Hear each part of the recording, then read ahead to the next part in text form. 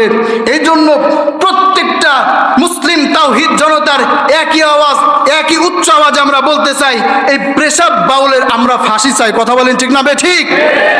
আমার মুসলমান ভাইরা, এইরকম ভাবে আমরা হলো মুসলমান জাতি, হলো সিংহের জাতি। মুসলমান কিসের জাতি বলেন? সিংহের জাতি। আমার ভাইরা, ইসলামের মধ্যে থেকে আপনাদের অনেকের কষ্ট হচ্ছে, 2-1 মিনিট আমি সময় নিচ্ছি, কথা বলে শেষ করে দেব। অনেক মানুষ এমন রয়েছে যে মুসলমানদের মধ্যে থেকে মুসলমানদের দিয়েই মুসলমানদের নাড়ানোর চেষ্টা করে, যে মুসলমান জেগে আছে নাকি ঘুমিয়ে আছে, এই চিন্তা তারা করে। এই জন্য একটা ইন্দুর তার গাড়ার থেকে উঠে একটা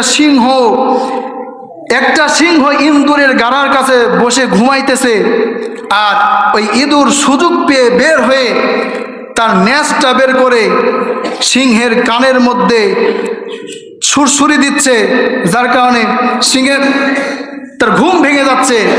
এইভাবে এই ইন্দুর সিংহকে এইভাবে তার ঘুম ডিস্টার্ব করে তার সাথে মজা করতেছে, ঠাট্টা করতেছে।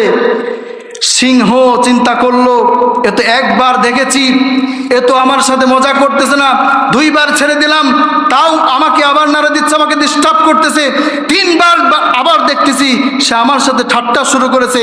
আমার মুসলমান ভাই বন্ধুরে, মুসলমান হলো সেই জাতি, আমার ভাইরা, ইন্দুরের গাড়া থেকে ইন্দুর একবার তাকে আমরা মাফ করব, 2বার তাকে আমরা মাফ করব, 3বারও আমরা তাকে দেখব, 4র্থবার যখন আমরা আমাদের সামনে যখন আমাদেরকে নাড়া দিতে আসবো, সিংহের মতন আমরা তার ইন্দুরের গাড়ার নিকটে বসে থাকবো, তাকে খপ করে ধরবো আর তুলে আছাড় দিয়ে শেষ করব। কথা বলেন ঠিক না ঠিক?